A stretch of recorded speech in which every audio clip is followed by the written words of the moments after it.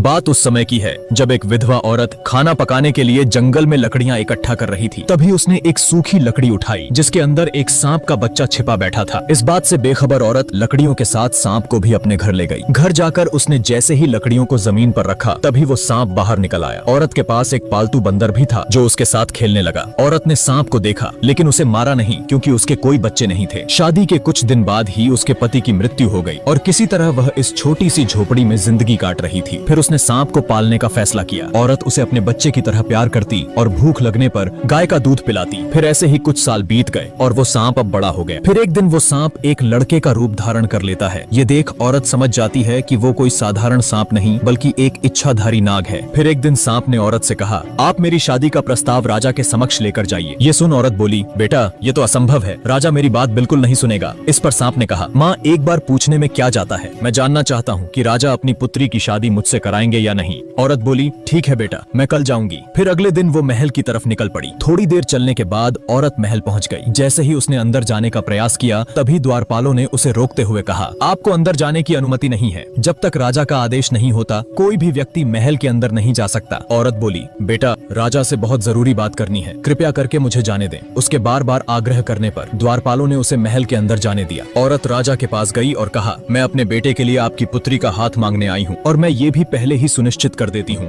कि मेरा बेटा एक सांप है महाराज। ये सुनते ही राजा क्रोधित हो उठा। फिर सैनिकों ने औरत को घसीटते हुए ले जाकर महल से बाहर फेंक दिया। फिर वह दर्द के मारे कराहने लगी क्योंकि उसका एक हाथ टूट गया था। अब वो खुद को संभालते हुए किसी तरह घर लौटी और सांप बेटे को महल में हुई घटना के बारे में बताया। फिर उसने कहा, माँ तुम अपने हाथ की चिंता मत करो। तभी उसने मणि प्रकट की और बोला, मेरी माँ का हाथ अभी ठीक हो जाए। इतना कहते ही औरत का टूटा हुआ हाथ बिल्कुल पहले जैसा ठीक हो गया। सांप ने अगले दिन भी औरत को महल भेजा। इस बार भी राजा के सिपाही उसे महल से बाहर फेंक देते हैं। वो फिर एक बार जलील होकर और शरीर पर चोट लिए वापस घर लौट जाती है। इस बार भी सांप बेटे ने उसे ठीक कर दिया और एक बार फिर से औरत को महल जाकर राजा से शादी की बात करने के लिए कहा। वो घबरा गई और बोली, बेटे मैं बार बार जलील होने नहीं जा सकती और साथ ही मार पड़ती है सो अलग। माँ बस ये आखिरी बार आप चले जाइए, इसके बाद मैं दोबारा नहीं बोलूंगा जाने को। औरत फिर से एक बार राजा से कहती है, महाराज यहाँ आना मेरी मजबूरी है, बस आखिरी बार मैं आपसे पूछ रही हूँ, क्या राजकुमारी की शादी मेरे सांप बेटे से कराएंगे? फिर राजा ने कुछ देर विचार किया और मुस्कुराते हुए बोला, अगर राजकुमारी को ले जाना है तो अपने बेटे से कह देना, आज से ठीक 2 दिन बाद तुम्हारी झोपड़ी की जगह वहाँ एक विशाल महल होना चाहिए जो हमारे महल से साफ नजर आए और उस महल के सामने 1000 हाथी और 400 घोड़े हमारे स्वागत के लिए खड़े होने चाहिए। राजा की बात सुन वो हैरान रह गई। इस बार सैनिकों ने उसे इज्जत से जाने दिया। इस बात की खुशी औरत के चेहरे पर साफ दिख रही थी। घर जाकर उसने बेटे से कहा, महल और हाथी घोड़े की बात कर रहा था राजा। माँ बस इतनी सी इच्छा है राजा की, ये तो बहुत आसान है, तुम चिंता मत करो, कल सुबह ही इंतजाम हो जाएगा। फिर आधी रात को सांप घर से बाहर निकला और मणि हाथ में लेकर बोला, मेरी ये छोटी सी झोपड़ी एक विशाल महल में बदल जाए और महल के सामने 1000 हाथी सहित 400 घोड़े मेरी सेवा में उपस्थित हो जाएं। इतना बोलते ही जगमगाता हुआ स्वर्ण से बना महल झोपड़ी की जगह खड़ा हो गया और 1000 हाथी सहित 400 घोड़े भी स्वागत के लिए तैयार थे। फिर अगली सुबह राजा को उसकी पत्नी जगाते हुए बोली, उठिए चलकर देखिए बाहर क्या हो रहा है। उसने बाहर जाकर देखा तो स्वर्ग जैसा महल उसके ठीक सामने नजर आ रहा था, जिसे देख राजा की आंखें फटी की फटी रह गईं और उसने अपनी पत्नी से कहा, असंभव, अविश्वसनीय, ये कैसे हो सकता है, रातों रात कोई महल कैसे बनकर तैयार हो गया, क्या ये मेरी आंखों का धोखा तो नहीं? पत्नी बोली, राजन ये कोई आंखों का धोखा नहीं, अपितु एक असली महल हमारे सामने नजर आ रहा है। फिर राजा जोर जोर से रोने लगा और अपनी पत्नी को उस घटना के बारे में बताया। यह सुन पत्नी भी रोने लगी क्योंकि वचन के मुताबिक अब उनकी इकलौती पुत्री को सांप से शादी करनी होगी। दूसरी तरफ सांप तैयार होकर राजकुमारी से शादी करने के लिए घर से निकल पड़ा और साथ ही हाथी घोड़े की बारात भी पीछे पीछे चल रही थी। राजकुमारी ने भी बिना चेहरा देखे उससे शादी कर ली। फिर राजा ने भारी मन से अपनी बेटी को विदा किया। फिर जैसे ही वो अपनी पत्नी को देखने के लिए कमरे में दाखिल होता है कि तभी उसका आधा शरीर सांप जैसा देख राजकुमारी घबरा गई और चिल्लाते हुए बाहर की तरफ भागी। फिर चारों तरफ एक दिव्य रोशनी का प्रकाश फैल गया और सांप रूप बदलकर अपने वास्तविक शरीर को धारण कर लेता है, जो कि एक बेहद ही सुंदर युवक लग रहा था। इस रूप में राजकुमारी सांप को देखकर हैरान रह गई। फिर उसने राजकुमारी से कहा, अभी जो हुआ इस घटना को तुम्हें गुप्त रखना है, ये किसी को मत बताना कि रात को मैं मनुष्य का रूप धारण कर सकता हूँ। फिर राजकुमारी ने इसका कारण पूछा। मुझे श्राप मिला है और उसके मुताबिक मेरी पत्नी ने अगर किसी को मेरी सच्चाई बता दी तो मुझे किसी अज्ञात जगह पर कैद कर दिया जाएगा और मैं इस संसार से हमेशा के लिए गायब हो जाऊंगा। राजकुमारी सहमति जताते हुए कहती है, ठीक है, मैं ये बात किसी को नहीं कहूंगी, मगर मैं तुम्हें किस नाम से पुकारूं? देव, देव नाम है मेरा, तुम मुझे इसी नाम से बुलाना। इधर राजा को अपनी बेटी की चिंता हो रही थी तो उसने एक सैनिक से कहा, जाओ और बिना किसी की नजर में आए मेरी बेटी का पता लगाओ, वो ठीक है या नहीं, कहीं उस सांप ने मेरी फूलों सी नाजुक बेटी को कोई नुकसान तो नहीं नहीं पहुंचाया। फिर अगले दिन सैनिक सांप के महल में चुपचाप घुस जाता है और जब उसने छुपकर देखा तो राजकुमारी उसे ठीक हालत में नजर आई। फिर वो महल जाकर राजा और रानी से कहता है, राजन आप चिंता न करें, राजकुमारी वहाँ बिल्कुल ठीक है। राजा को तनिक भी उम्मीद नहीं थी कि ये सुनने को मिलेगा और वो अभी भी संतुष्ट नहीं था। अब 2 दिन बाद राजा ने एक पत्र लिखा जिसमें वो अपने सांप दामाद और बेटी को भोज के लिए आमंत्रित करता है। जब राजकुमारी अपने पति के साथ मायके आती है तब माँ ने इशारों में कहा, मेरी बच्ची हमने बहुत गलत किया है तुम्हारे साथ, तुम्हें कितना दुख झेलना पड़ रहा है हमारी वजह से। माँ ये आप क्या कह रही हैं? मैं अपने पति के साथ बहुत खुश हूँ, बल्कि ये तो मेरा सौभाग्य है कि मुझे ऐसा जीवन साथी मिला। अब 1 महीना बीत गया और नगर में एक व्यापारी के घर शादी थी। उसने राजा और राजकुमारी को समारोह में आमंत्रित किया तो सांप ने कहा, मेरी प्यारी पत्नी तुम पहले जाओ, मैं सूरज ढलते ही इंसानी रूप में वहाँ आ जाऊंगा, मैं तुम्हें फिर से याद दिला दूं। ये बात किसी से कहना नहीं कि मैं दिन में सांप और रात में एक मनुष्य का रूप ले सकता हूँ, इस बात का ध्यान रहे,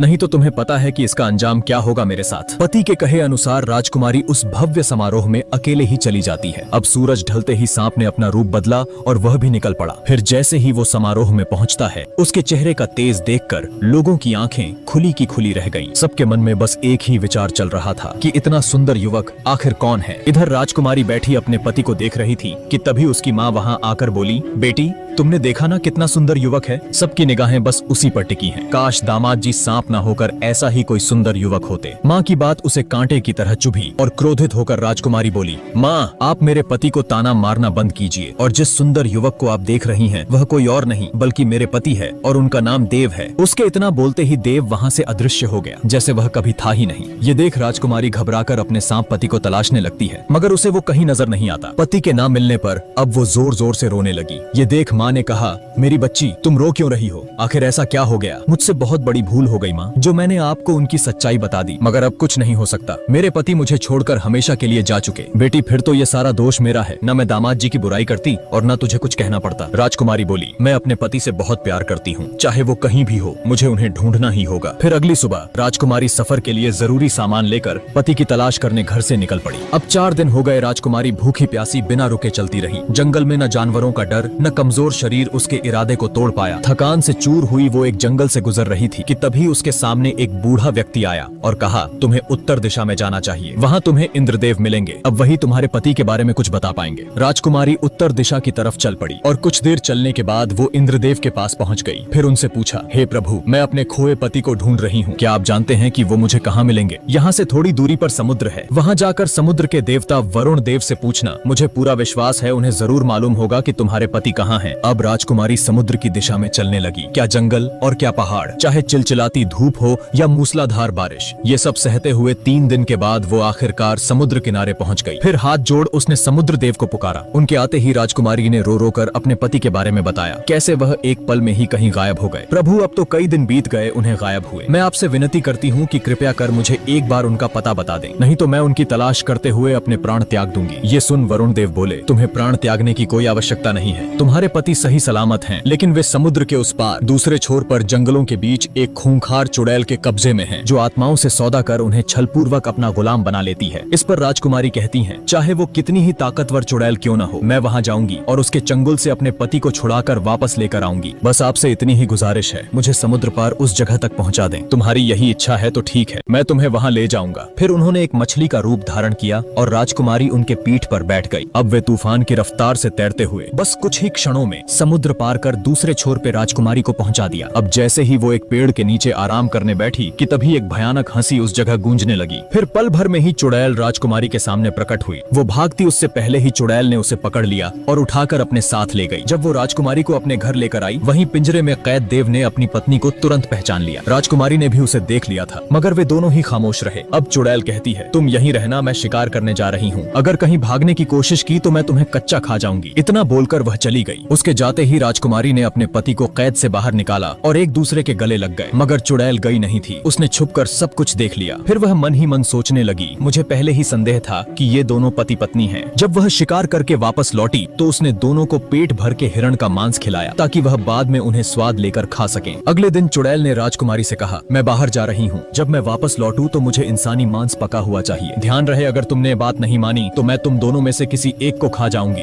ये सुन बेचारी घबरा गई। अब वो सोच में पड़ गई कि इंसानी मांस कहाँ से लाया जाए। पत्नी को चिंता में देख देव ने पूछा, तुम इतनी परेशान क्यों हो? चुड़ैल ने मुझे इंसानी मांस पकाने का आदेश दिया है, अगर ऐसा नहीं किया तो वह हम दोनों दोनों में से किसी एक को खा जाएगी। देव ने कहा, तुम चिंता मत करो, मैं गोश्त का इंतजाम करता हूँ। अब वो जंगल गया और एक बारहसिंघे का शिकार कर उसे घर ले आया और उसे कई टुकड़ों में काटकर देव ने मांस में अपनी खून की कुछ बूंदें मिलाकर उसे अच्छे से पका दिया। शाम को चुड़ैल जब घर आई तो उसने कहा, क्या तुमने मेरे खाने का बंदोबस्त किया? राजकुमारी बोली, हाँ, जैसा तुमने कहा था मैंने अपना काम पूरा किया। जब उसने मांस चखा तो सोचने लगी, ये कमजोर सी दिखने वाली लड़की आखिर इंसानी मांस कहाँ से लेकर आई? मुझे लगता है इसके पति ने ही कुछ किया होगा। अगले दिन चुड़ैल ने फिर से कहा, मैं जा रही हूँ और जब मैं वापस लौटूं तो एक बर्तन इंसानी खून से भरा हुआ चाहिए। अब उसने अपनी एक उंगली काटी, ये सोचकर कि वो अपने खून से बर्तन को भर देगी। जब उसका पति वहाँ आया तो पत्नी का हाथ खून में सना हुआ देख वो बोला, तुम्हारे हाथ में चोट कैसे लगी? देखो कितना खून बह रहा है। तब राजकुमारी ने रोते हुए कहा, चुड़ैल ने खून से भरा एक बर्तन मांगा है और चेतावनी दी है कि अगर मैंने ऐसा नहीं किया तो अंजाम अच्छा नहीं होगा। तुम कितनी नादान हो जो अपने खून से बर्तन भरने चली। अगर तुमने अपने शरीर का एक एक बूंद खून भी निकाल लिया तब भी ये बर्तन नहीं भरेगा। तुम जाओ अपने हाथ का खून रोको और ये काम मुझ पर छोड़ दो। फिर वो जंगल गया और एक जंगली सुअर का शिकार कर उसे घर ले आया और सुअर के टुकड़े कर उसके खून से बर्तन को पूरा भर दिया। चुड़ैल जब वापस घर लौटी तो उसने कहा, क्या तुमने वो काम किया जो मैंने कहा था? राजकुमारी बोली, हाँ, बर्तन भरा हुआ रखा है। जब चुड़ैल ने खून चखा तो उसे बिल्कुल भी शक नहीं हुआ कि वो किसी जानवर का खून है। उसने सोचा, लड़की इतना खून कहाँ से ले आई? जरूर ये काम भी उसके पति का ही होगा। मैं उसे अब छोड़ूंगी नहीं। अब चुड़ैल को एक बहाना चाहिए था वीर को खाने का। फिर वह राजकुमारी से बोली, मैं बाहर जा रही हूँ, जो आदमी वहाँ कैद है मेरे वापस लौटने से पहले तुम उसे मार देना। अब ये बात उसने अपने पति वीर को बताई। वीर ने कहा, तुम घबराओ मत, आज इस चुड़ैल को मैं खत्म कर दूंगा। अब वो अपना रूप बदलकर एक बूढ़ा इंसान बन गया और एक कुल्हाड़ी लेकर जंगल में लकड़ी काटने निकल पड़ा। इधर चुड़ैल जंगल में शिकार तलाश रही थी। तभी उसने महसूस किया कि कोई इंसान आसपास ही है और उसकी गंध का पीछा करते हुए वह बूढ़े वीर तक आ पहुंची और उसके पास जाकर बोली,